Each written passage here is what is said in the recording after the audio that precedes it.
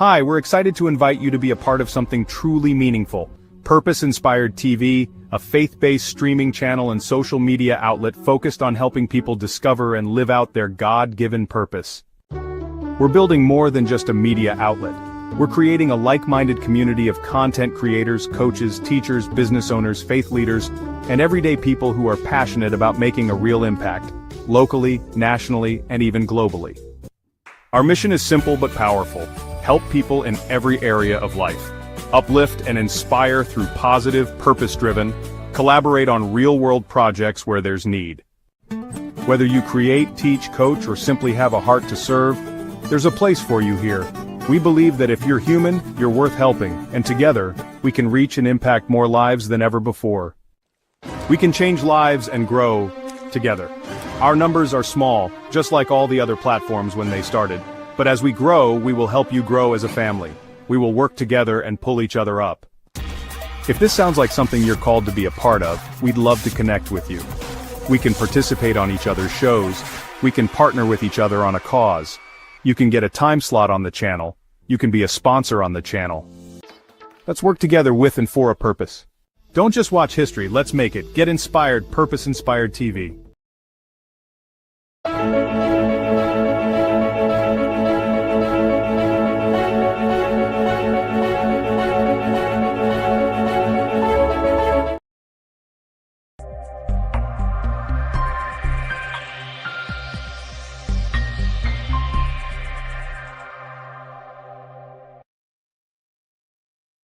What's up? What's up? What's up, everybody? Make sure to mute is. I'm not muted. Usually when I do this, I'm muted. What's up, everybody? I pray everybody's doing well. We went from summer, winter, but it seemed like just we skipped over spring a little bit. We're straight into the middle of summer. It's just hot out there. All right, everybody. We got a good conversation, great conversation we got today, and I got another special guest. I've been bringing a lot of special guests in lately. This time, welcome to the stage. Welcome, my son, Chris. How in the world are you? I'm good. I'm happy to be here. All right. Good. Glad you're here. And I was thinking about our show today, and I was telling everybody, hey, this is Chris, and we met when he was. Did you ever figure out when that was? You know what? I don't think so. I honestly, there's been so many memories, so much time in between. Honestly, it's hard to even think about when. It's a long time. So now I guess we narrowed it down as before you was 10. Yeah. Before he was 10. All right. So we say before he was 10, that's when we met. So I had an idea for a whole show, and just off the thinking about how I was going to open up the show, changed everything. So now, so based off of just us talking about when we met and how we met, came up with this show. So we're going to be talking about, so it's stepdads, stepmoms, blended families, just a mixture show, basically how we came about. So we got some, oh Lord, you remember, I lost my question. Hold on a second. I got me a little questions that I want to go with. But so since we don't know exactly when we met, could you think about like some of the first memories from when we met? Absolutely. So I know when I think back, I think about the Jeep. I don't know why, but I always think about the gray and black Jeep. That's some of my core memories from there. I remember spending time at the house. I remember Charlie. I remember everything. I remember going to the beach. I think we went to the beach a lot, actually. I think about it. But I mean, yeah, it's Florida sun. So, I mean, the beach is a good place to be anyway. But I remember being in the kitchen and just, cooking with you, or you cooking or making something, and it always tasted good. But I know you always say, like, as kids, we have like questionable taste and stuff like that. So, I mean, but honestly, I thought the food was always good. And then just different products and stuff that we would do, in your home and stuff like that. I remember my first comic I actually got from you was a Captain America comic. And I think I still have that comic. It's in a box in my closet right now. And in my head, I was I was just sure this comic was going to be like worth $1 million one day or something like that. But I still have the comic. I never let go of the comic because I was like, you know what? This is something that's monumental. This is something that's precious. So I hold on to that. Right. Actually, I think I know what comic it is. I think on the cover it says Superman is dead. The episode when Superman died, and everybody bought all these issues, and I bought a lot of them. Like, yeah, this can be worth something one day, but if they made so many copies that I don't know. Hopefully everybody destroyed their copies, and I still got my copy. Hopefully that's what we're hoping for. And the Zuzu Rodeo. I would load that thing down, and we would go. I had that joke in the wind. I had it in the wind. It was fun though. It was honestly, those are some really, really good times. Like even, when we would get to the beach and we would make sandwiches and stuff, we would just relax. And, those are just memories you never forget. Those are different moments in life where you really show appreciation and you think about it later in life. You're like, dang, I missed that time, So that was fun. Yeah. That was some good times. So it says my question that I see, it says for me to describe how did I make the decision to step into the role. And that was, I guess, well, it wasn't a quick decision because we knew each other for some years. But I got, as I was thinking about this question, I need to go back some years. When I was in the Navy, when I was in the Navy, I was in San Diego, had a child. I'm on my second marriage. My first marriage, we were pregnant. I was looking forward and expecting a son, and something happened. Still to this day, still don't know what went wrong, but she went into premature labor, had my son, and eventually he passed away. And in a way, I'm still now. I think I stayed at that point in my life for a long time. In my mind, still like I had a baby, and I still think of the baby. And the situation happened in November, and in a way, I attached it. No, I never told anybody this. I kind of attached him to you because, in a way, it was like, okay, if you were still alive, he'll be around your age. If he was still alive, he would still be around Chris' age. If he was still alive, he should be graduating from high school like you did. He might be graduating from college. I always had that in the back of my mind in a way. And then another way was like, I'm still seeing this baby that's still a baby. So it just, just how people deal with stuff. But I do remember when I was in California, really didn't have hardly any friends, but zero family. But I had some neighbors, and I was thinking, my neighbor upstairs, Miss Emma. Miss Emma was raising 3 of her grandkids, 2 boys, and they had an older sister. But the 2 boys, I'm guessing they was around 10 or less. And so when I was in the Navy, my job was to go to school every day. So I went to school every day, 8 to 5, and then sometime I would stay and watch and stay overnight or whatever. But whenever I got off work, as soon as I pulled up, go in the house good, get the knock on the door. They want to come in the house, play Super Contra, or want to go outside, So I was basically their dad. Mm-hmm. So I spent a lot of my time with them. And actually, I don't know their last name, Tim and Cordell. I wish I could find my Tim and Cordell. So they got to be in their 40s now. So yeah, I would spend a lot of time with them. And then when I left California, I left my Tim and Cordell. And years later, that's when I met your mom. I think in a way, you and Corey were my Tim and Cordell. Like, there we go. Hey, we good. I'm good. Got my boys back. And so I believe that was part of why I wanted to spend so much time with you. I remember getting mad at your mom a couple times when we broke up. But I was kind of like, I don't care if we broke up. You can't take Chris and Corey from me. So I was upset, like, and they were kind of like taking my Tim McCordell away, and like, so that was me. I was generally wanting to pour in your life, wanted to be there. I think that helped me, you know, in a way by not having the children and losing my son, and then so I guess I wanted to like pour back, and so I think that's what built that connection. So that's why I was like, hey, let's do something, like let's go somewhere, let's do something. So I was all in, even well before we made a decision to get married. Yeah, so I guess that's I guess the kids. Like a lot of times people say that I think as I'm thinking now out loud, I'm thinking a lot of times the kids are one of the reasons that push men away. I think y'all was a big chunk of keeping me around.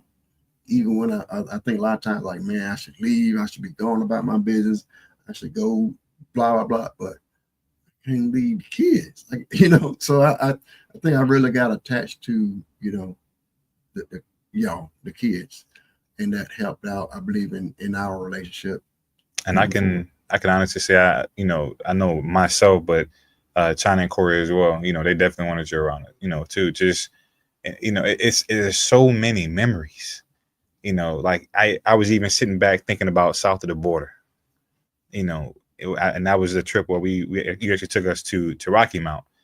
And I don't know if we stopped or we were coming back and we stopped, but, you know, I would have never thought, you know, there was some place that was, you know, Mexican themed called south of the border, and it looked exactly like a little piece of Mexico. You know, I think about those moments where we did play video games, you know, we did play fight and stuff like that. You know, those are truly memories where, you know, you just sit back and you just like, dang, I really appreciate this person, because those are different experiences I may have, you know, never experienced. Right. You know, and I feel like those are different things that are pivotal to, you know, any child that's growing up. You know, you look for those core memories, you look for those experiences, and, you know, to have you is something that I never take for granted. Never. All right, I appreciate that.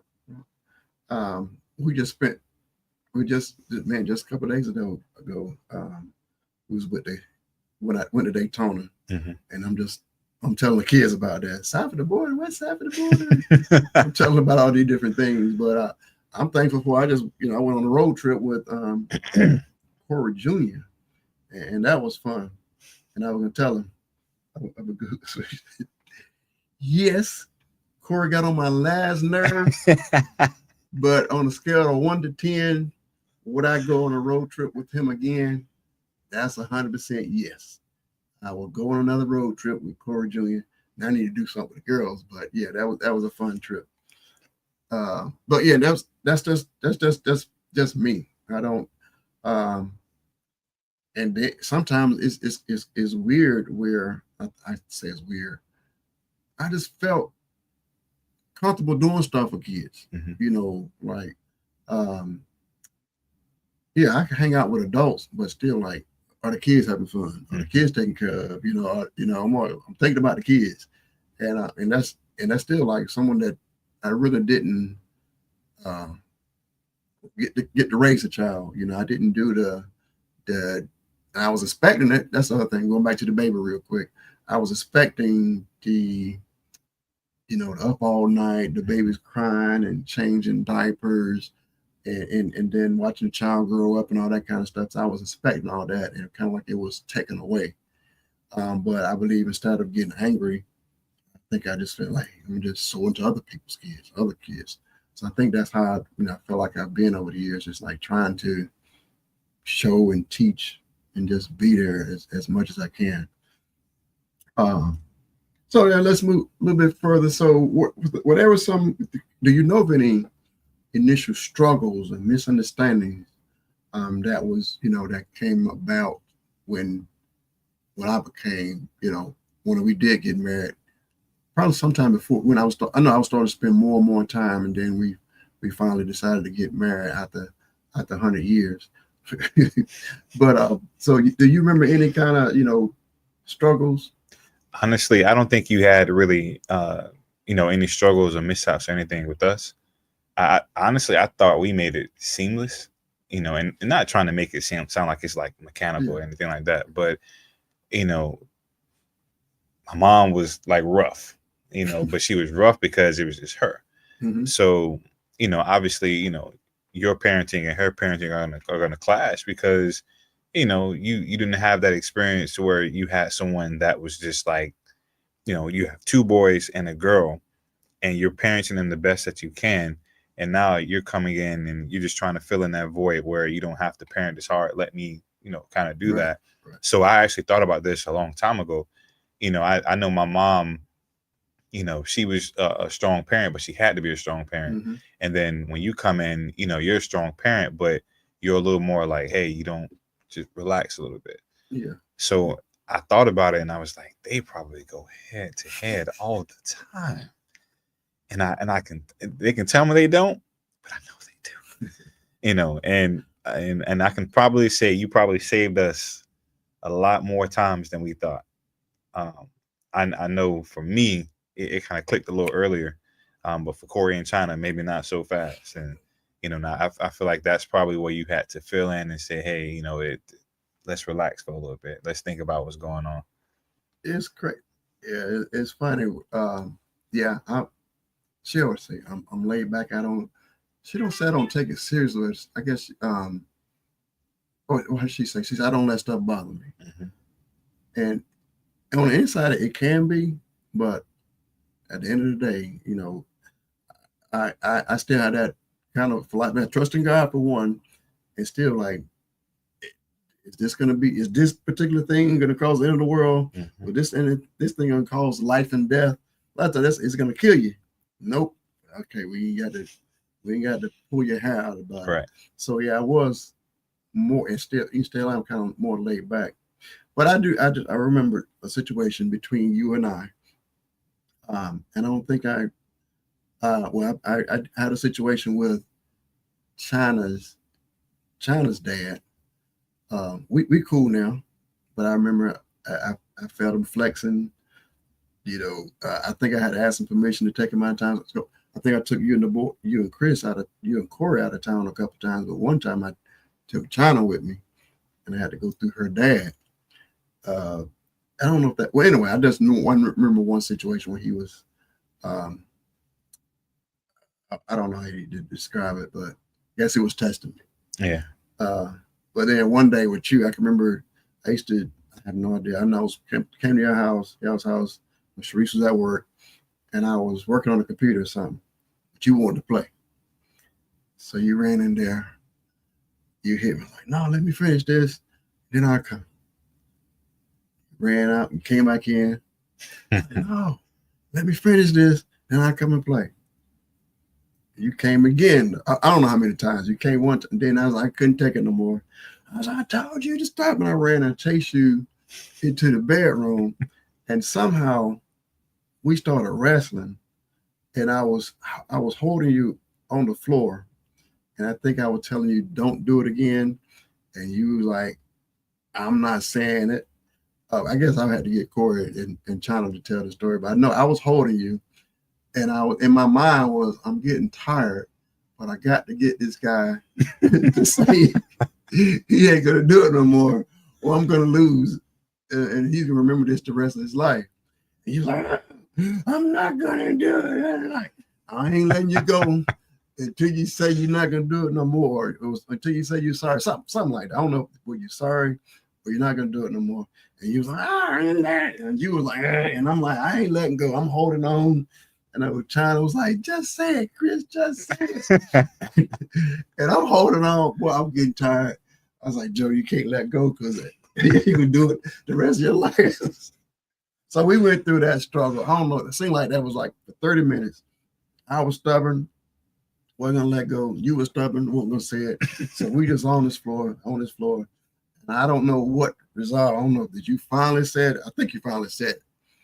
Let you go. You jumped out. You jumped up and left the room, and you wouldn't talk to me for some days, and that bothered me. But after you started talking to me again, we was good. We've been good ever since. So I was like, it seemed like you just got to go through those Maybe I was testing you. I don't. Oh no, that's kind of like the way I felt it, because I seen it.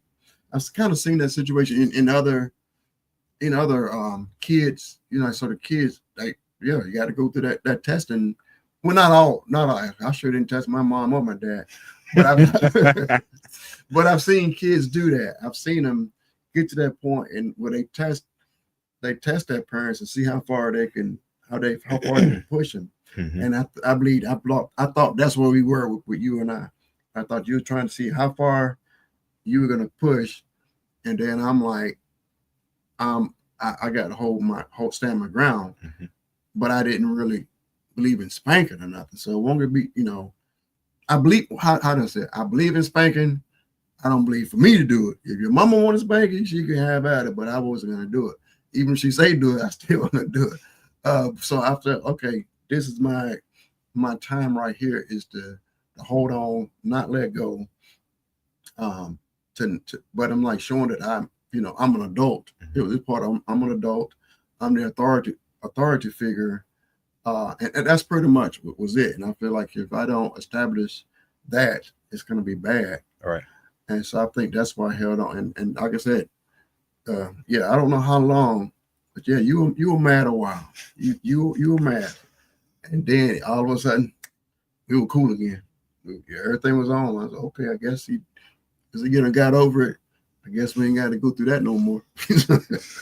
I think I vaguely remember that too. Yeah, that was a time. So outside of that, I don't really think of any issue. Yeah, your mom did a great job on teaching you guys and respect and everything. I used to always say, stop saying that. I would say to her, she was like, I'm gonna jump down in the back of the car and knock your heads off and I'm gonna do this and then do it. I'm like that when you say that, that's like we was arguing about it, but I was like, well, if you keep on saying you're gonna knock the heads off, they know you can't knock the heads off, so it don't mean that. But y'all got That age, the last thing you really want to happen is your head to be knocked off. yeah. I mean, you've seen what she can do. So in your head, you're not thinking what she can't do. Yeah. We're thinking this is what she can do. Yeah. So So that was my thing. Just when you make a threat, do a threat that you are, but don't tell me you'll kill her. We ain't gonna kill her. But yeah, I guess y'all probably felt like that she was. Absolutely. Absolutely. Oh man. So yes, I think like I said, I think we had some good times over the years. Even Mr. Neal was there a while, and I can remember I had a sad I had a sad birthday, and then I remember he made me a chocolate cake that made it even sadder. It was like he had a great intention. I give him that. The thought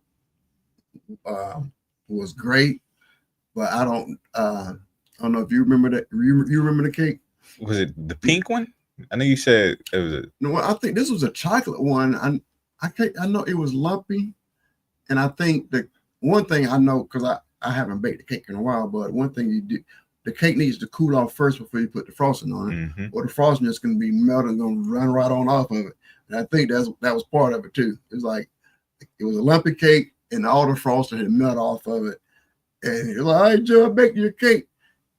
I was like, I'm already I didn't say it, I'm already depressed. And then I see a cake. Like, he made some stuff, sometimes he was really good, and then other times I don't think anybody should be eating it. I remember he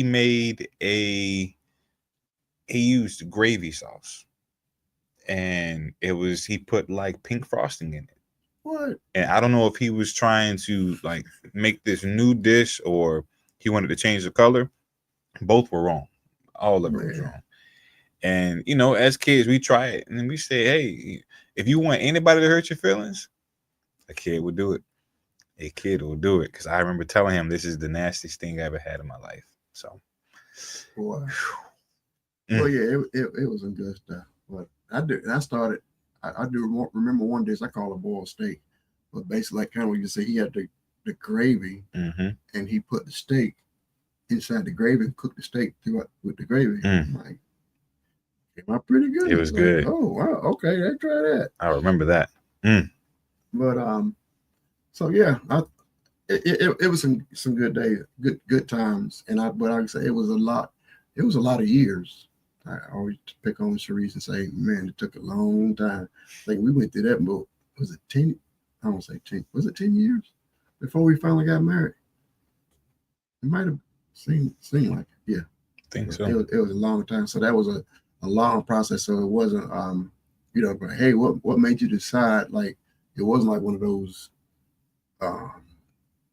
instant decisions. So it was a long period of time. So let's just say, okay, so we're gonna move on. Is that so? That's, I guess, before we leave that. So you got anything that you learned from that situation that you, if you see other families going through that, anything that you would suggest on helping them go through that process? I would just say, hear everybody out. I think a lot of times we get so stuck in our opinion, and we think that our opinion or our way is the only way. Mm-hmm. But if you have two different people, that's automatically, that's two different opinions. That's two different mm-hmm. mindsets, and as long as y'all can share a conversation without one person talking over the other one, and y'all are at least trying to hear that person out. I mean, good things can come from that, right. And I'm learning now that, a conversation can heal all wounds, Oh yeah. And I say, even in that situation or other situations, not only was I dating your mom, and actually I got a TV show that I want to do. It's called Date My Mom, where the man has to contact the children mm-hmm. and build a relationship, and then not hanging out, but just basically that they get to know each other, and mm-hmm. then it's like, okay, yeah, I think you're good enough. Now I'll give you permission to take my mom out.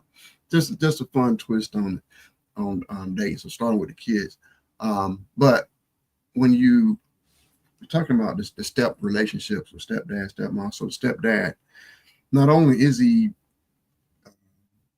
building a relationship with the woman, it's the children also. Mm-hmm.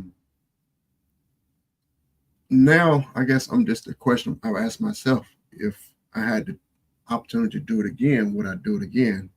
I would have to say, I don't know. Times has changed.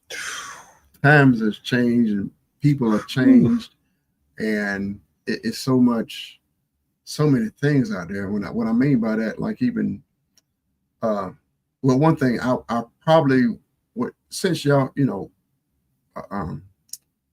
as far as a woman with a daughter, that's where it's really sticky, and I don't think a lot of women understand where men come from. For okay, if you want to date someone, you find out you got a daughter, so now if it's, I feel like the daughter's too young. Like if the daughter is a baby, I guess I'm gonna go from my point of view.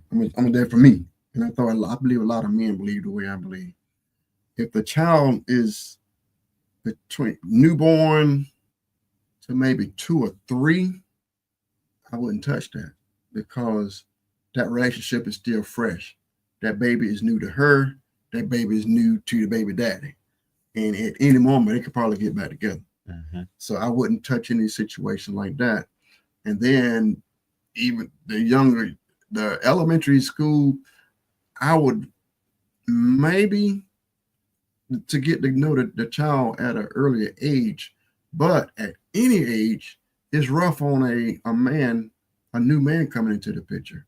So the mama really get to know him, so she don't want him around her daughter till they get to know each other. The baby daddy don't want him to be around his daughter. Hey, there's some dude around my daughter, and then the other family members. So now the guy is starting off behind the 8 ball as the villain. Mm-hmm. And so let's say he's a good guy, has no ill intentions, he's still a bad guy.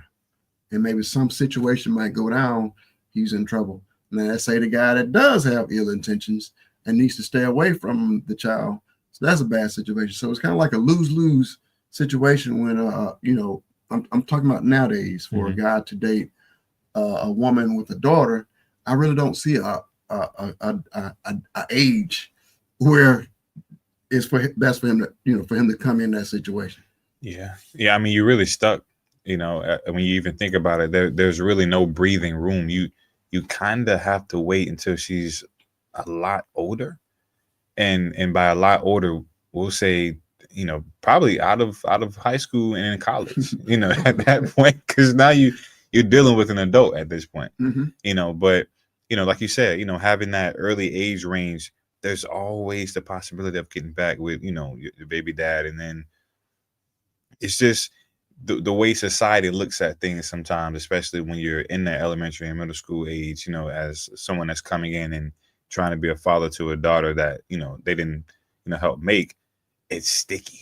It's really, really rough. It's a rough patch of land that, you don't know if you should be able to, if you want to step on that or if you even want to, take part in that. But I get it. Yeah. It's like, yeah, it's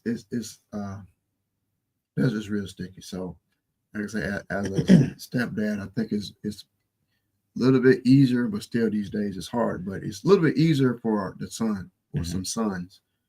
But the daughters, a lot of men, they are, at least especially decent men, they're going to be very cautious these days. And maybe that may be some deal breakers. Oh, you got a daughter, or you got two. Nah, I just ain't no need to go no further. But the hard part is, if you are, a good man and you see that she does have a daughter, although it's a rough patch to, kind of try to get into, the daughter needs you. The daughter typically needs that father, just as much as she needs the mother. So it's just one of those things where it's a negative, but it's also a positive, but the positive can breed negatives and you just don't know where it can go. Yeah. And the other thing, handling discipline, respect, and affection. That discipline thing, that's another one. As I look at the social media, let me go back to our situation. A lot of you got most, by the time we got married, you guys was like in middle school or in high school. And she pretty much had the discipline down pat. So I didn't have to really deal with that. So I know in other situations where and the children are buck wilding and going crazy and they need discipline, and you're a man, you need to step up with discipline, but at the same time, you can't touch my child. You probably got a bunch of limitations. So his hand is tied.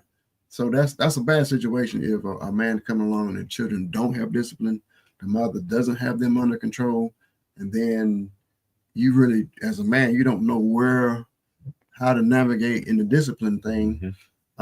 So a lot of times the man don't, even with me, I was easy going, but I think I would have been harder. Not how can I'm trying to explain this? Not physically, but harder on the consequences. Right. Longer punishments or longer times of reflection of what I did wrong, other than getting a spank. So I think, hey, go ahead and give me a spanking. I get rid of this pain. I'm good to go back on the road. Now, okay, you're probably not getting a spanking, but you got a whole week or 2 weeks to go through. So I think that might have been harder than just getting a couple of licks and it's over with.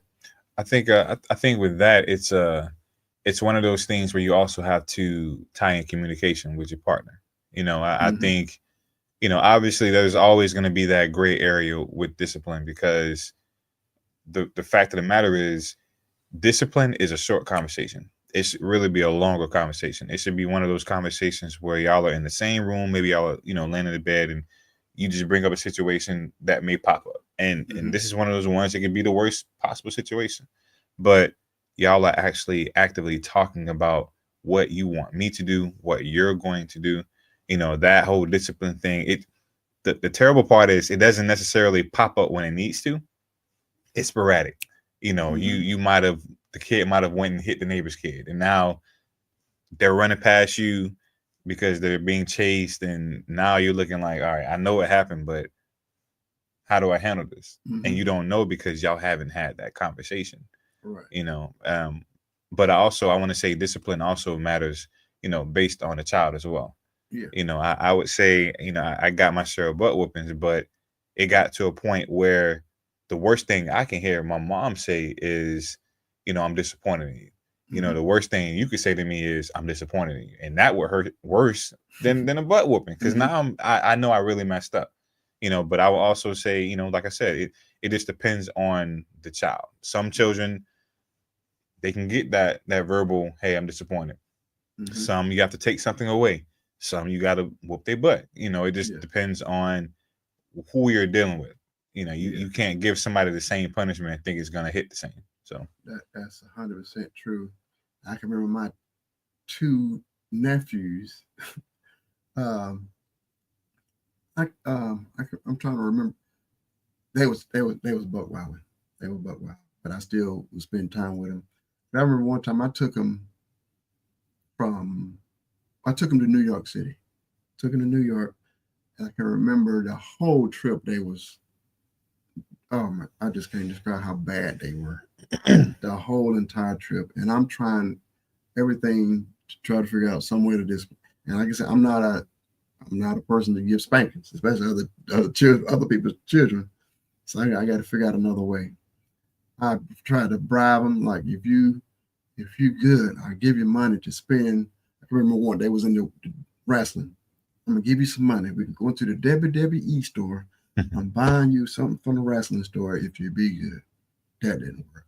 Thought of something else. That didn't work. Everything I tried to do didn't work until I don't know how I figured it out. I told him we was going to drink. We was going to go somewhere. I'm like, I'm just giving y'all water. You ain't drinking nothing else but water. Them jokers started acting like angels because they wanted soda and juice and didn't want water. I'm like, juice? I mean, water was the key. It was crazy, but I had them. They were good from New York back to North Carolina, and I don't know if Ken was living here yet, but if he was here all the way back home, the water thing, they had to act right to get a soda or some juice, and they acted right to get the soda or the juice. Like, this is crazy, but it worked. Hey, take your W's. Take your W's. Take So your that's what I'm W's. saying. So you never know. So I don't believe. I believe in that situation they were so rebellious at the time. A spanking would have just made things worse. It would have just really made it worse. So I just try to figure out what is it. What is it that's gonna get to them? What is it? Can I take it when I know I didn't took away everything? Nothing was working, and I just had them for temporary. But like again, back to a lot of time what I hear these days. You ain't touching my child. You ain't touching. That child is buck wild and doing whatever they want to do. Now you want a man in your life, and then you telling them he can't discipline them now. But that's the conversation there. Yeah, you know, and that should be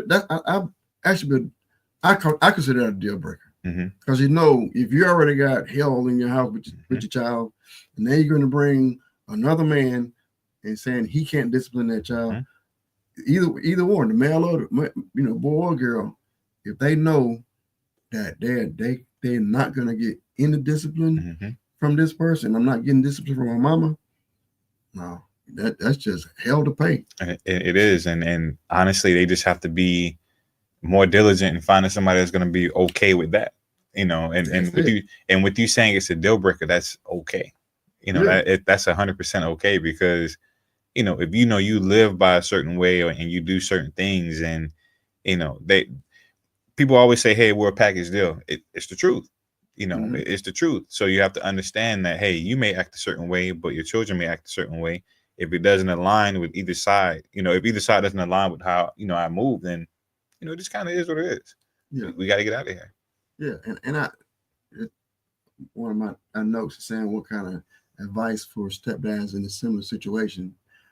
I would say, even whether they have children or not, whether they have children or not, whenever you find a situation that you don't think is going to change, you don't think she's going to change, you need to leave the situation early as possible.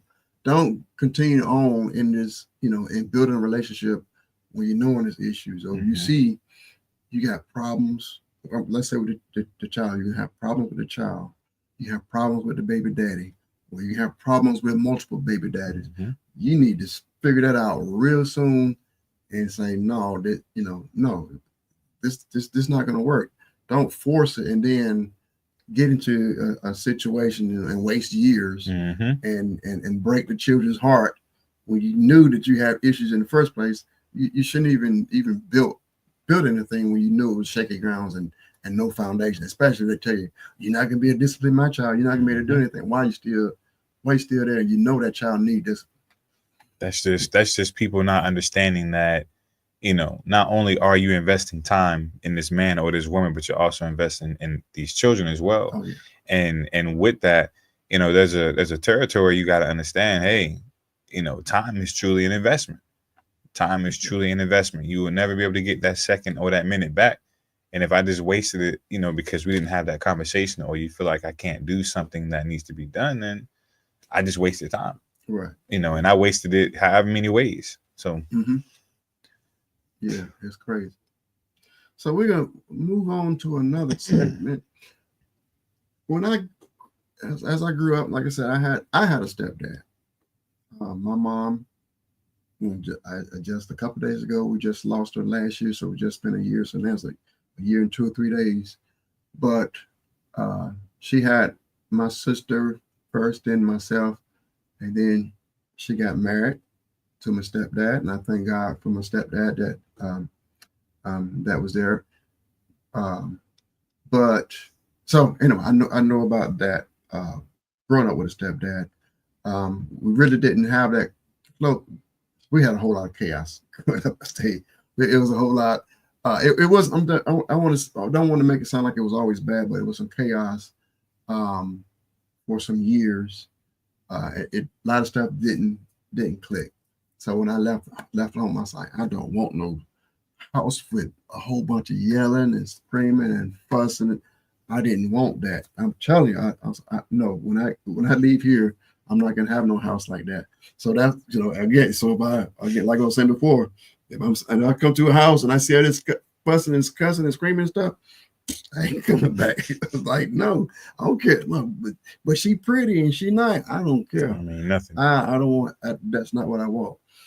So I grew up with the stepdad. And, my dad, I didn't really spend a whole lot of time with my dad, but my stepdad did teach me a lot of things that a father would teach. But I don't want to get too deep into that. But I didn't really get. We really didn't have a father son like a connection. So I really didn't really get no connection. So really, to tell you the truth, so I didn't really spend a lot of time with my dad, and didn't really get that tight father-son bond with my stepdad. So I was like in between, and I was trying not to have that one with me. But even before that, when I left school, I was like, I didn't want to have a bunch of kids around everywhere. I didn't want to be a multiple baby daddy. I wanted to be married and only, my one wife, and we have all the kids. Every kid can be, from us. There ain't gonna be nobody outside on. Didn't work out that way, but that was my plan.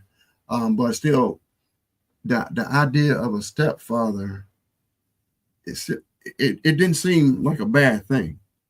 But now, if the way you look at social media, it's like stepdads are under attack.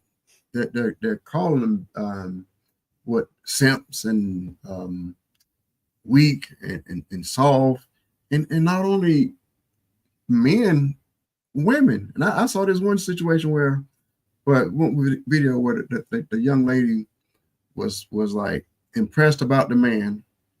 She had kids, Yeah, she had kids or multiple kids, and she was impressed with the guy. And then she was like, soon as he decide, I guess she whatever happened, they decided to get together. So he was a good guy, a good catch, and soon as he decided to be in a relationship with her, she's like, he's a simp now. It's like, what? How in the world? That don't make sense. I mean, but yeah, so she looking down, it's like she looking up to him, but why? He's single, he don't have any kids, and then she was like, he putting him up on a pedestal. But as soon as he got with her, I don't know if you're talking about with somebody else. As soon as he got with her, he dropped down, and she lost a lot of respect for him for stepping up. So that's my thing. I don't understand how the society now is looking down on stepdads. So what's your take on it as a younger generation? Honestly, I think society is confused. Let's just be honest. I think society is confused. I think we do a lot of comparison with what other people have. I think sometimes we regret the different things that we have and the decisions that we made, and we don't think about what we have at the time. We just always in competition and comparison with somebody else. So I commend anybody that can come in and be a step parent, because one, you're automatically taking on something that you don't know what's going to happen. Mm-hmm. You don't know if this is going to be a good situation, this is going to be a bad situation. We just talked about discipline. That's one of those variables where it comes up. As a kid, there's no perfect kid. I don't care what no parent says. There's no perfect kid. Every single kid is going to, do something crazy or do something that's kind of out of line. But I think today's society, we don't listen to the other person. We don't communicate. And because of those factors, everybody has an opinion that ultimately is incorrect. If you can sit down with one person and say, hey, I know you have one kid and I want to be with you, and they want to be with you, that's enough. That's enough right there. It doesn't matter what the most popular rapper or what the most popular influencer or whatever they have going on says, because they're not in your relationship. You and the other person need to be in your relationship. We so many times we're always branching outside of our bubble just to go see what someone else is saying or what someone else is thinking, and then we bring that traction back into the relationship, and now you have that confusion because that's not the way you are. You didn't initially think of that thought.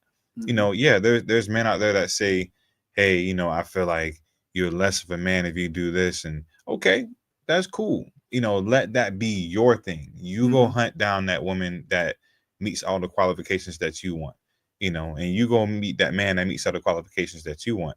But ultimately, I feel like that communication, people, they're giving everybody a podcast nowadays, and a lot of people should not have podcasts because they're just saying things. Mm-hmm. They're just saying things because it's what's going to capture everybody's attention. But what they don't understand is they're putting out information in the world that is tainting people. It is really tarnishing the reputations of people they've never even met before.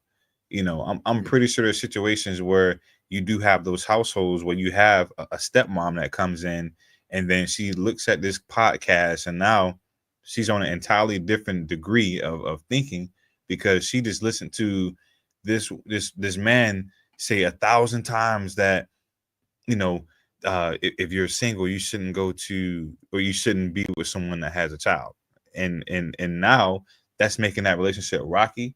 Mm-hmm. Now you're forgetting that not only are you in a relationship with this man or this woman, but you're also in a relationship with these kids as well. So now you just let this 30-second clip or this 5-minute video or whatever mess up what y'all have had for years. Mm-hmm.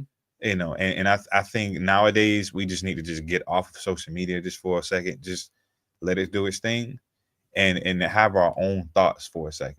I think that's what's missing in the world today. Everybody has an opinion about something because they saw another video. Make your own world, make your own decisions. The thing about people, what they don't understand is sometimes that stepmom or that stepdad is what the kids need. You know, yeah, it's yeah, that relationship is something, you know, that you want to take in consideration. But who's to say where those kids would be if they didn't have that stepdad, or they didn't have that stepmom, you know, or wherever that, you know, lies, you know. But I honestly, I think people just are on social media way too much. They don't have their own ideas anymore. Everybody wants to be like the next person. We're always comparing ourselves to somebody else's relationship or situationship or whatever it may be, you know. And I think that's just something that honestly everybody needs to work on. So. Yeah, it's so true. Like what you just saying, how statements. I told what before we started, I wrote this down. I'm gonna tell you. I'm gonna read it. It was a female podcaster. She said, "A stepdad is a man that would not be with that woman if she didn't have kids." I know I might not be saying it right word for word, but the gist of it is the only reason why he's with that particular woman is because she had kids. If she didn't have kids, she would be with somebody else that's better or higher valued or whatever. And that hit me like, what? That's what women think of me.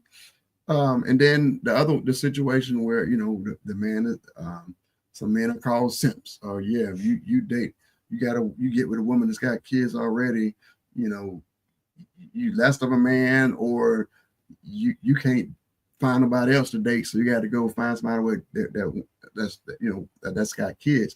Anyway, just it still kind of get to you, I guess, yeah, it's just people are just talking. You still got to live your own life, but it is some things I like. Have you wondered, like when she first said that, I'm like, what now? So the word on the street is because if a guy decides to be a stepdad, he couldn't do nothing. He couldn't do no better.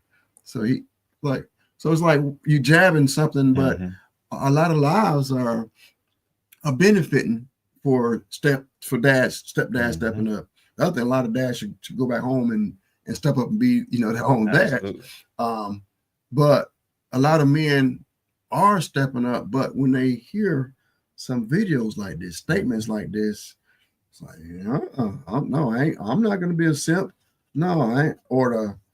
I think she even said in the same video, why would a man in his right mind want to raise another man's child? So all these seeds are getting planted out there to discourage men from getting those situations. So that's facts. But I want to come up with another angle and ask, why would so many, especially young girls, why would you put yourself in that situation? Continue to have children without the commitments. You can give him a child, so you can make the decision on having a child, but you can't make him have a commitment. So you can give the child without the commitment, but then you expecting commitment from somebody else. So it's like if we can go to some of these young women, it's like, look, don't even get yourself in that situation. I know we can't stop all the situations, but if some women just getting pregnant just because, or I'm gonna get pregnant to keep him, baby ain't gonna keep no man. Babe, that's not gonna do it. That's not gonna work. So how come you don't understand that? So one of the reasons we have this conversation, teach some of these young kids, stop getting in these situations, and then 10, 20, the rest of your life, you got to deal with the consequence. I think, well, I'm gonna go back just a little bit. You also got to remember, this is also a society of people, and this is not everybody, but you have women that tell men, I don't like him because he's too nice. I've had that many times. And me too, and that right there, it automatically, the older you get, you're like, that is the wildest thing that anybody can ever say to you, that you're too nice. So when I think about these different things that these, influencers or whatever say about being a step parent, I just kind of tone it out, because I also have to remember that phrases like that are being passed around. But trying to remember what the question was. I'm sorry about that. But the young women, and yes, young kids having to keeping the cycle going. Yes, I think it's something that starts in the household. I think it's something that there was a lack of parenting, or there was a lack of support, or the village wasn't always there, or wasn't you know heavily involved in the kid's life.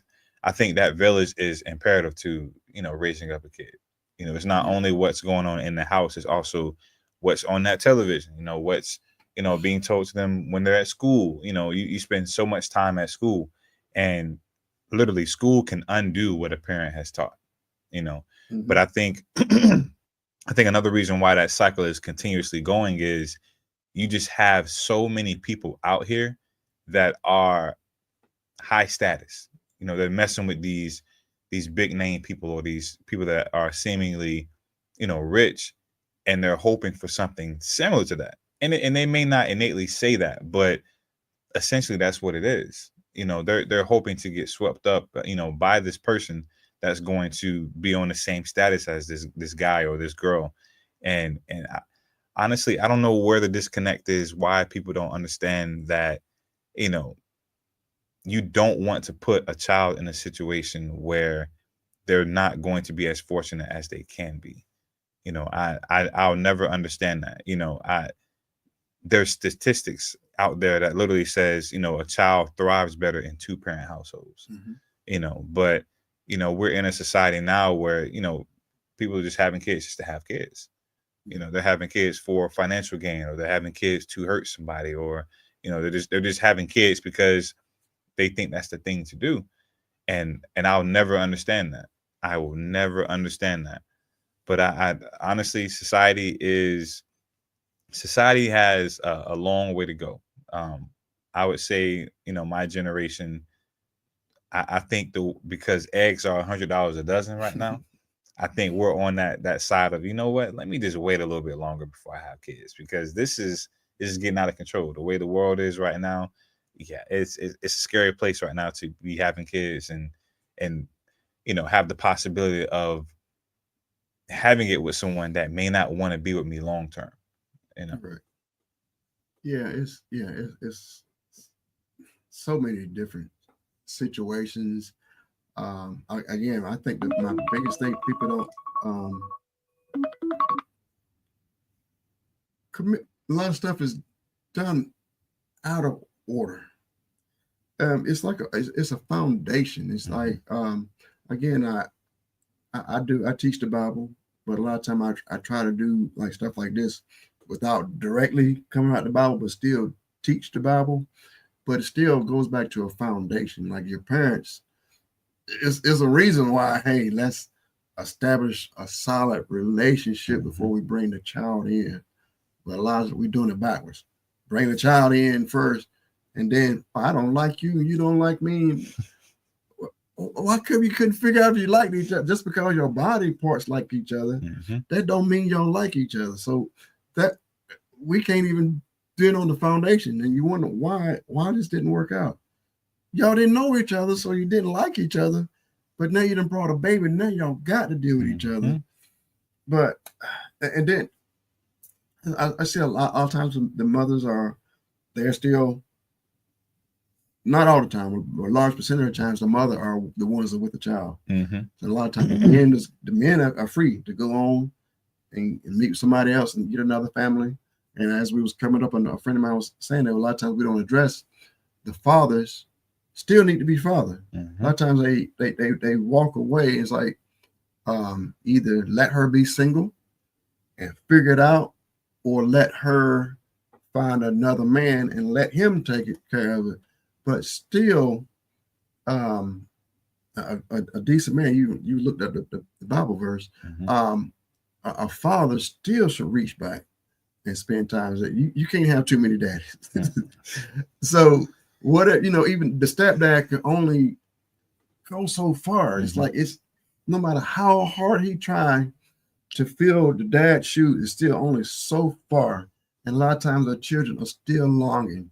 I love my stepdad, the daddy, stepdad. I love you, I love you, I love you. I don't see my dad. There's nothing wrong with that. So that's why I say a lot of fathers should reach back, Mm-hmm. especially when you can reach back, spend time, get that established a relationship with the stepdad. You know, we should be grown. Like I believe, like my mom, as the older they got, my mom and stepdad and dad, everybody ended up pretty much became friends. Mm-hmm. You know, and my dad's this is jumping to my mom real quick. My mom ended up was friends with one of my sister that came after me with my dad. They became so good friends. I even brought my sister's mama down here, and they just hung out. My mom and her and my sister's mom, real good friends. Just had a good time together. So hey, it's like, what's the point of being mad for years? Mm-hmm. You know, what's the point? Hey, they just forgot all about it. Might have been some problems back in the day, but especially I think how I can forgive and get rid of stuff. My mom like forget. Hey, what's the point? And hey, might as well hang out. Let's spend some time together. Yeah. My mom showed her all around Jacksonville, and they talked on the phone. They had a good time together. Both of them are going on now, but I still enjoyed. I mean, I just was like at first like they getting along, and then my mom she calling asking about it, and they calling each other, and they want to hang out and spend like, okay, why the rest of society can't learn from that? But still like same thing with like my dad and my biological dad and my stepdad, they bump into each other into the store. They can be in there talking for a good hour or two. They just both of them talk. they can be in the store talking a good hour or two. You know what's the point of having a beef? Mm-hmm. Beef with each other. So they good. It's like that, I forgot what direction I was going in, but it's no the holding the grudges and being mad and all that kind of stuff. What's the point? No real point. So, man, we done went over the hour, but I mean, we got one more. We talked about that. We talked about the young women. Oh, they need to be think more before had this short-term pleasure or long-term responsibilities. 18 years or more. We live in a society of people that don't understand that there's cause and effect, and sometimes those decisions you make that are 10 seconds, 10 minutes, 10 hours can literally be life-changing. Life for the rest of your life. And that's I say about older people. You never have to be that old. So it looks like I guess older people have experienced more, but in a way we can see further down the road. Mm-hmm. I always crack this joke, like some young people, they must have bad eyesight. They don't have, they just see here. Mm-hmm. This pleasure for this second is all I can see, and that's all I want. But the grown folks, no, I see. We can see you probably have a baby, and you got to deal with this, you got baby child support, and we see all of that. But the young folks, that's how they see. And a lot of times you need the older people mm-hmm. in your life to, hey, I can see further down the road. I can see a long way, but now y'all old fashioned, and you don't want me to have no fun. No, we can see the dangers and stuff down the road. And I think a lot of especially young people should be able to listen to the older people. It's not that they trying to take fun away from even the Bible. It's like when the Bible is trying to keep you from running off the cliff, it's not because they're trying to keep you from fun, trying to keep you alive. Mm-hmm. It's trying to keep you alive to be able to make it to the end, to finish the race. But the world is like you wide open, drunk driving. We don't care. Just have fun for now and figure it out in the morning.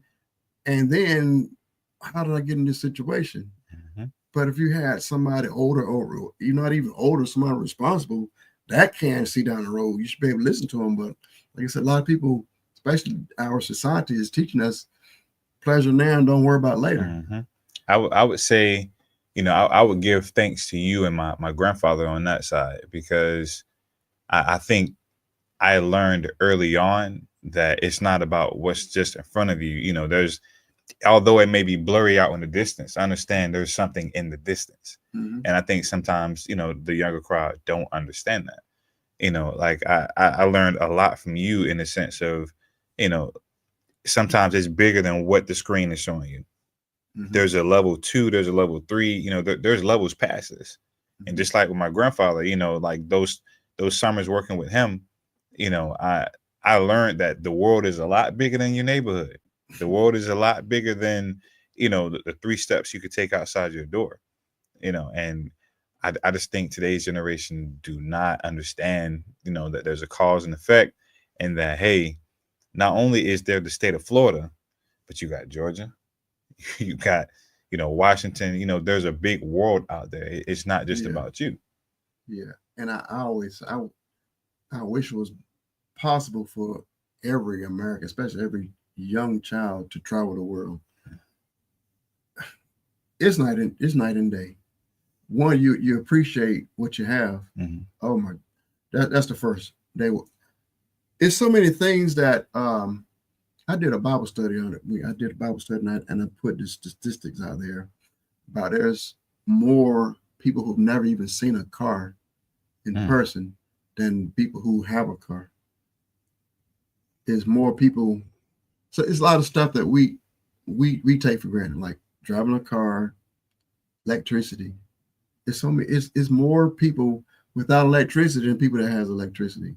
More people without running water than people who have running water. So just by living in America, I really believe we're kind of like in a box. I know I've said that a couple of times before, where we do have Canada north of us. We got Mexico to south of us, but we really don't cross borders. So we really don't see, and then we got oceans on both either side. So in other countries, they can, you know, they hear more about. Just imagine like the countries, like the 50 states. Instead of being states, there was other countries, and then you can see different laws and different things. And like you can be a rich country over here, and then there's a border. You can look over there and see. Talking about Haiti and Haiti and Dominican Republic. That's another situation where you got prosperity on one side, and you can see the lack on the other side. So we kind of like our people are isolated from that. So we are self-centered, and everything should be about us and the social media stuff, and let's get money and let's get fame. Let's dress up and shake our booty. It's so much more going on in the world. And a lot of situations, we're falling behind. We're blessed, so we're ahead. But then I say we're falling behind because a lot of people who don't have these things, they got that drive, they got that hunger, and they're pushing. And then I'm not going to get into politics just a little bit, but it's like the world is global. So like when instead of like particular our what I'm trying to say, let me get my thoughts together. Like trying to get a job. So you're not just gonna be competing against people in your neighborhood. You can be competing against the world. So that's the future. Is the world it's gonna be a certain amount of jobs, and it's gonna be just a limited amount of people that can do it. And if you don't have that drive and you're expecting somebody to spoon feed you, those kids that's hungry, that's really hungry, they're going to be the ones that's taking over. And then like we can be saying, hey, what happened?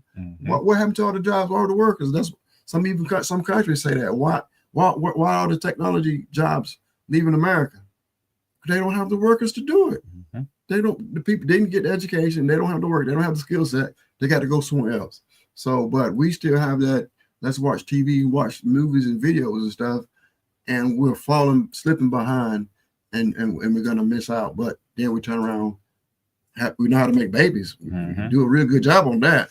But as far as keeping up and getting educated and getting prepared, I don't think we're doing a real good job with that. Yeah, we don't. Let me see. That's what to come in. Like I don't want this conversation that we're having to sound like we're bashing single mothers. Right. We love single mothers. I commend single mothers. I was a single father with my nephew for about 10 years with a boy. And with one, that was rough.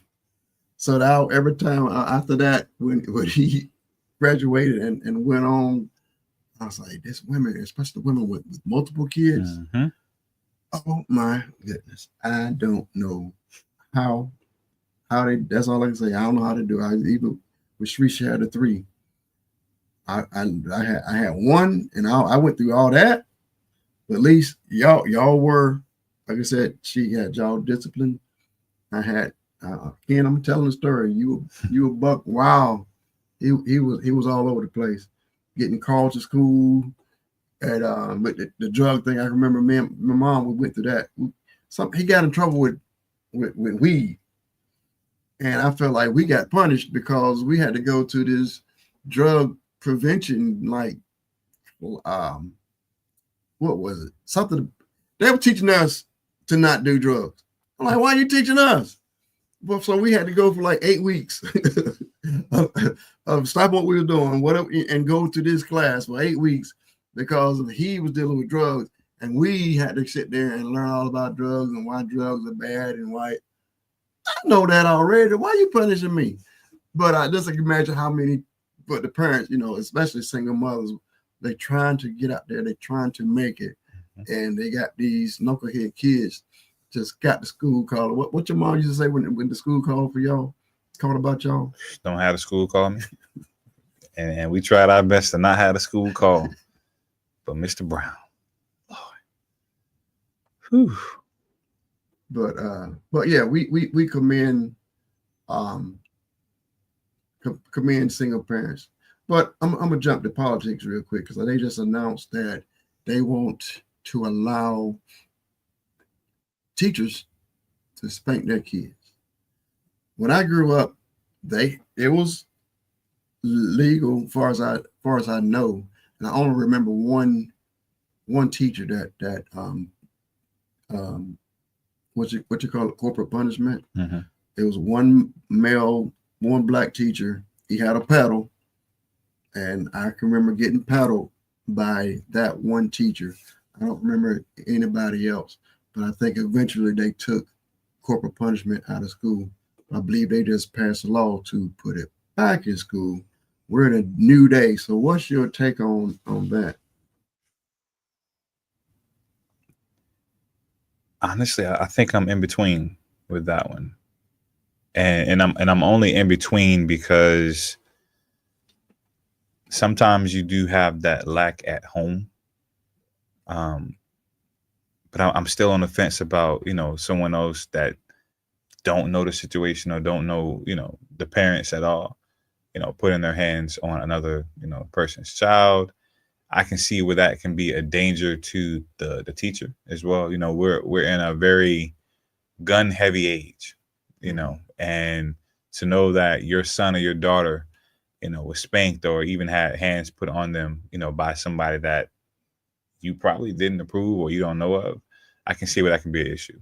That's, and then also bringing in the, if you're thinking about, let's say you have a lack of a father in the household, and then, but the kid still has a healthy relationship with the father, and the kid tells the father that, hey, I got a spanking in school, that can be an entirely different situation right there. That can be something where it can become dangerous for whoever that instructor is. Mm-hmm. I'm really on the fence with that one. I didn't know they brought that back, or or even passing the bill. Ooh. Yeah, they just did, and I guess I'm torn also. But one, I feel like we've passed that point. So I know a lot of the attitudes of many, especially mothers. Nobody better touch my child. But at the same time, in many of those situations, she don't even touch her own. Mm-hmm. She don't do it. So that's why I believe it's a catch-22. So when the parents are not being parents, they don't have discipline in the home, then the child go to school, don't have discipline, and then they know the teachers can't do anything. So now that's what we have. What you call it? A mixture for disaster. Yeah. Say that. So the child know, okay, my mom can't do nothing with me. Then I go to school, the teacher can't touch me. So now the system's out of control. So that's what I'm kind of like with you, kind of torn. It should be some kind of repercussions of the children acting buck wild. But if you don't have repercussion at the house, then you don't have any repercussions at the school. That's where we at. Yeah, I believe a lot of that stuff should be handled in the house, because it can spill over into the real world, and then that's when you have your big people issues. That's where you do, get those run-ins with law enforcement and stuff like that. But in the school, I just feel like when it was okay, that was a different time period. Yeah, That was times are different. And then again, I saw something where it showed. Let's go all the way back before my time, back in the 50s. Oh my goodness, I wish I can remember. Like the biggest issues that they had in school, what some of the stuff was? What? Chewing gum. That's a good issue to have. Talking in class. If stuff was so I'm like, chewing gum was like number one. And they're talking and something else. I'm like, man, these were some angels compared to what we got now. So now that there's fighting and cussing and some of everything, but I still kind of boils back to if you don't have the discipline at home, if you don't fear your mother, don't fear your father, don't fear your teacher, don't fear the principal, don't fear adults, you can be locked up soon. But see, what you just brought in is something that's missing from society. That's a village. It truly does take a village to raise a child, because what happens is they learn what can happen in school. They learn what can happen at home. If you get these at the same time, you can pretty much understand what's going to happen out in the real world.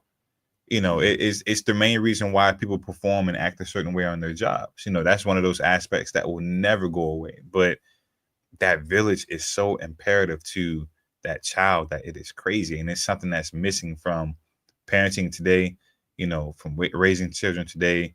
We depend so much on the social media to help raise our children and stuff like that. I'm scared if the day I do have children, I'm scared of the iPad, because that's going to be one of those things that, they see other kids with that technology and now they want that. And now I have to figure out, how do I raise my kid without having them be a tablet kid, But that village is so important. But I don't think people even talk about it. So again,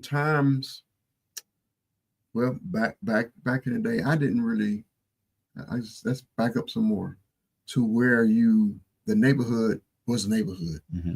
Everybody in the neighborhood knew everybody. Mm-hmm. I kind of knew the people. We were the that's a whole nother story. We kind of integrated my neighborhood. Mm-hmm. We had several blocks, a whole neighborhood. We were the first people of color that moved over there. So it was kind of, and a lot of people didn't like that we was over there. So it really wasn't a village too much. So I really didn't experience that. But I understand, like some neighborhoods, everybody know everybody. I think before we moved over there, it was like that. Everybody on the street, everybody know your name, everybody looked out for you. I think a lot of that is missing. Yeah, maybe an apartment, but it's got to be something. I haven't seen, because a lot of people moving or not people standing themselves. They're not getting involved, or it's so much. Instead of everybody in the whole neighborhood, everybody going to school, people going to all different schools in all different places. So again, where I am here, I don't see it. Maybe it's in other places. So if you don't even have the neighborhood being tight like it used to be, that's the foundation. And then going to school and the teachers, well, I can't do nothing, or if there's no discipline, and I have nothing I can do. I remember our pastor now, he would say every new school year, the mama would go to the school, talk to his teachers and say, I'm giving you permission to punish him. So he knew I can't do nothing. And she done gave my teacher permission. So pretty much he probably was acting right the whole year. But see, that's what's needed though. Before you even sign a law, which is crazy, but before you sign a law that says you can touch anybody's child, there needs to be some kind of, verbal or contractual agreement that says I'm signing off on this. Right. because you never know what can happen. Yeah. You know, and then even I'm just thinking about that. That is wild. There's a lot of stuff going. Even when you know about it, the age, the labor laws for the kids have changed, so now they can work overnight and work these unsafe jobs. So it's kind of I don't the protection that so it's not the protection that we had to put a bubble around and protect the kids seem like that's unraveling, and kind of like feel like they're getting thrown to the wolves, especially if the parents are going to continue to have to work longer. And so now let's put the kids to work. I remember we was kind of like what you call them, the latchkey kids, basically, where young kids had to go home and fend for themselves. We had that look because my stepdad was working, my mom was working. A lot of us, my sister's older than me, but we were still. I think she was old enough. I don't know the ages, but I do remember having to go home without the parent being there, but you still had the rules. You ain't touching that stove. You're not touching this and touching that. There was no such thing as an internet. We had one TV, so it really wasn't too much. So it was like more safer. And even speaking of safety, I used to ride my bike all over everywhere, and I'm thinking I'm probably like, I don't know, 10, 11, 12. I'll be gone, and I'll be in another city sometimes. I'd have left the city limits, just gone, but I had a rule: be home by that time that street light came on. And if it took me an hour to get over here, it's gonna take me an hour to get back home. So it's time to have my little Casio watch at the time. But I got my butt home, and I was in everything. But I stayed. I didn't get into trouble, and I think that's another subject. That the crowd. I could have ended up with the wrong crowd. A lot of times I was by myself, or then I would get with I was so happy when I had cousins move to town. I spent many a time just me riding everywhere by myself. But they came to town. They really stayed out of trouble too. So that kept me. But you still need some, I don't know, start another direction, but still got to give your kids some freedoms too. Yeah. And I think a lot of kids are missing that. They're missing that going outside and learning about different things. And getting hurt, scratching their knees and solving problems. But we're attached, like I said, to the electronics, and we're missing out. We're missing out on how to learn, how to survive, how to make it through different things. So yeah, we didn't hit a whole lot of different subjects. So let's just see. It's let's wrap it up. Let's be an hour and a half, 5 minutes over. The final segment. So we're celebrating stepdads and for real fathers. So we asking real fathers whether you're in if you're in a house with them or not. We're asking you to step up and be the father. Go ahead and be that. Go ahead and assist the stepfather. But that's probably something, as I think about it, it's something that the stepdad, he can teach the child, and the father can still teach. So it's never too much. So we're asking stepdads to go ahead and step up. We thank you for stepdads stepping up and real fathers step up.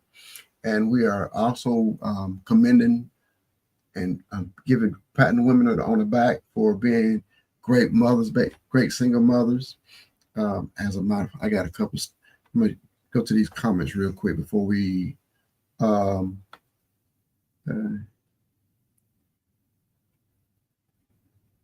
that's a good. I'm gonna read that statement. If you are not ready to raise a child, you're not ready to make one. Woo, woo. I mean, that's the truth. Woo. That's the truth. That's hey. Can't be better said than that. If you are not ready to raise a child, and people don't even think, if you're not ready to raise a child, you're not ready to make one. And that's the kind of laws of how we should make. Hey, did you pass the qualifications? Yeah. Did you meet all the requirements? Nope. You should be pre-screening before you even have kids, though. You should be pre-screening. But Man, it's a trip. We about to wrap up here. I'm looking at some notes real quick, but some of the responses were earlier in the show, so I really don't know what you was responding to. I apologize for that. I like what Ashley said right there. She said nobody is really themselves anymore. I think that's on both sides. That's a real thing. I think yes, people aren't really themselves, but the other side is there are people that are being themselves, but we have this delusion in our mind that we can make this person somebody else, and because of that, we get ourselves in these situations because sometimes the person shows us exactly who they are, and we're thinking, oh, that's not who they really are. But believe somebody the first time they show you. Yeah, if they tell you. But what was she talking about? Like you thinking about dating? Either dating or having kids with people that they think. Oh yeah, I know dating. Dating, you're putting your best foot forward. Yeah, that's really not on either side. You should know that you are doing everything you can do to be the best that you can be, and that person is also. And if that person's cutting the fool during that time, you need to get up out of there.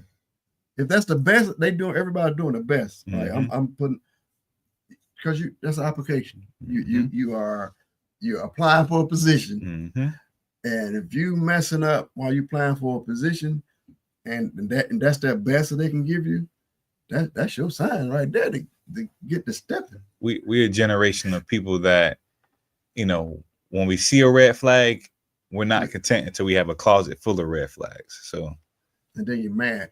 I'm surprised. Yeah. How about you surprised that? I guess that's what he said about you're Mr. Brown. Yes, Mr. Brown. See, we don't have the same village values from back in the day. Somehow with the foolishness. That's true. That is very true. Extremely true. And then she says, the note under that, she says the kids are hating adults, and that is just as true. I don't get it. I had some teachers growing up that I still talk to them today because they say some things, or they said some things to me as a kid, and it's like the whole entire village thing. They said some things to me as a kid that I thought were some of the most profound things I ever heard in my life. I can give an example. I'm not going to give her name, but she's literally one of my top 3 teachers. I remember taking, it may have been, I can't remember what grade, but it was a math class. And she was having this, thing where she would have 2 students get up, go to the board, solve a math problem. And I would always finish my math problems first. I love math. So I got it correct. And, the other kid went back and she was like, it's okay. Not everybody's made for greatness. Some of y'all are made to keep my fries warm. And, in today's society, that's grounds to get you out of that, but to me as a kid that's processing and picking up on things, to me, it told me I don't want to have anybody's fries. I'm not going to make anybody's fries. And I'm going to try to be the best that I can be so that I'm not put in those situations. I want to be one of those greats. So, hearing that, I processed that from an early age, and that still rings in my head today. I never forgot it. She said that word for word. And I actually hit her up and I said, I appreciate you telling me that, because I probably would not be here had I not heard those words. Yes, great. I remember I had fear and respect like you should for my teachers. And I just remember doing anything. I mean, you're talking about fighting. I can remember I did this. I guess I was in middle school. We was in line for lunch, and somebody had dropped a pack of ketchup on the floor, and we was just kicking it back and forth. And then the teacher was walking out. So my man, I don't remember the guy. I knew the teacher. I think her name was Miss Calhoun, but he covered it up. He put his foot over the ketchup to hide it so she wouldn't see the ketchup. So I had a bright idea, and that's what not thinking ahead. So it'll be funny if I stomp on his foot. So I stomped on his foot, and guess where the ketchup went? Everywhere. All over Miss Calhoun pants. We were talking about somebody was scared. Oh my goodness! But what happened? My mom had to pay to get her pants dry cleaned. So you know that wasn't a good day. So I'm coming home with a bill for a teacher's pants to be cleaned. Yeah, that wasn't a good day. But we had that reverence, that fear. I felt so bad as if I did hit her. It was just ketchup. But I felt so bad and so apologetic that you don't touch the teachers. You don't touch the teachers. It's an unspoken rule. I only remember anybody even saying it, but you knew you don't do it. But kids don't really fear teachers. I think, people associate fear with being a bad thing sometimes, and sometimes fear can keep you safe. Fear can keep you grounded. Fear can keep you in a position where you don't have to worry about coming home and your parents have to pay for another teacher's dry cleaning. So, yeah, it's a lot of stuff changed, a lot of stuff different, a lot of stuff that is still the same. But again, we got to figure it out. I think part of it too. A lot of parents, I know some are struggling, but the school system is to assist. I think a lot of parents think that the school is for everything. Just I ain't got to teach I don't have to teach my child anything. Just I'm gonna grab you, throw you to school, let them deal with it, and then you come home. I just feed you, let you go to sleep until I shipped it back to them again. But it should be working together instead of expecting them to do the whole thing, to do all the work. And I think that's where a lot of people are failing. And now even I have no idea what's going to happen to our school system now, where they're taking the funding away and sending it, so basically, like I know Texas, what I just heard the news, Texas, they just they just passed it to where you can go to private school. You can take your money to go to private school. But the problem is you're taking money from the public school and letting the people who already can afford the private school take more money and use that money to go to private school. So now the students who can't afford the private school, even with the money, let's say, I'm just a quick example is like if it's $20,000 to go to the private school, we're gonna give you $10,000 to go to private school. Okay, it's $20,000. I'm still $10,000 short. So you still got to stay. But all the people who got the other $10,000, they taking the $10,000. They was paying the $20,000 already. Now they're getting $10,000 more, and now they're going over to the private school. So it's still the same. The same people who could afford to go to private school are still going to private school. The same people who couldn't afford to go are still in the public school, but now they got less money. And they just passed that. So I'm like, so you taking the money away and giving it to the rich, and the people, they still can't afford it. But they're saying we're giving them money so they can go to private school. It's not enough for them to be able to afford to go. So they still get left there. They still left, and the funding is getting taken away. So I have no idea how this is going to work out. But so yeah, I know people are protesting and going again. But hey, a lot of these laws is getting passed, and a lot of times they wait too late. A lot of stuff you should have.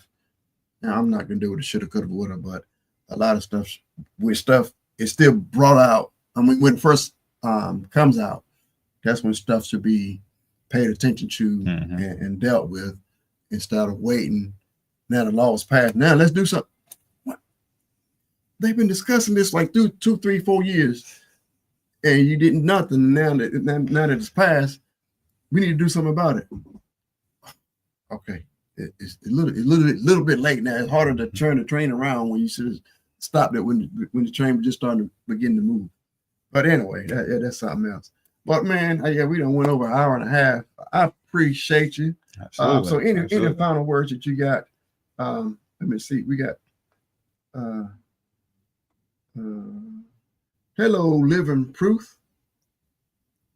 Yeah, pocketed America. Good to see. I'm glad you catch. We done been up here for an hour and a half. You catching us at the tail end. Yeah. So please catch the what you call it? Like the replay, the instant replay. The replay. Yeah. And also, I'm gonna tell you about. We are on. This is from the mind of Lil Joe. So this is my show, but this show comes on Purpose Inspired TV. So Purpose Inspired TV is a TV channel on Roku and Fire TV. So you can catch us on Purpose Inspired TV. There's the logo right there. I'm going to show you a little bit something when we leave. And also you can see this on replay. And then tune in. Catch me on TikTok. I'm on TikTok from the mind of Lil Joe, and Facebook, YouTube. So we thank you for tuning in, and we will be back. And let us know what other kind of conversation that you would like for to have. I've been spending over the last couple of weeks. I've been spending a lot of time just breaking down. It's so many different laws that's coming out, and I've just been trying to break them down and explain to people what's what's happening from day to day. Just breaking it down, doing my best to stay politically neutral. Kind of hard to do, but it's everything affects everybody. So I just want to break it down because some people are like, hey, what does that mean? We need to know what stuff means. So that's why I'm gonna be doing more the breakdown of what's happening. But also we get into subjects like this. So we was talking about stepdads, step parents, single parents, just a conversation. So hey, join us next time. Again, just give us a subject. If there's something you want us to talk about, and if you want to join in on a conversation, you can do that also. But I'm out of breath. I'm tired. I'm hungry. And that man right here came straight from work here. So came out to the studio. So we thank everybody for your time, for joining us. Like, follow, share, all that good stuff. So we love everybody. God bless. Until next time, Lil Joe out.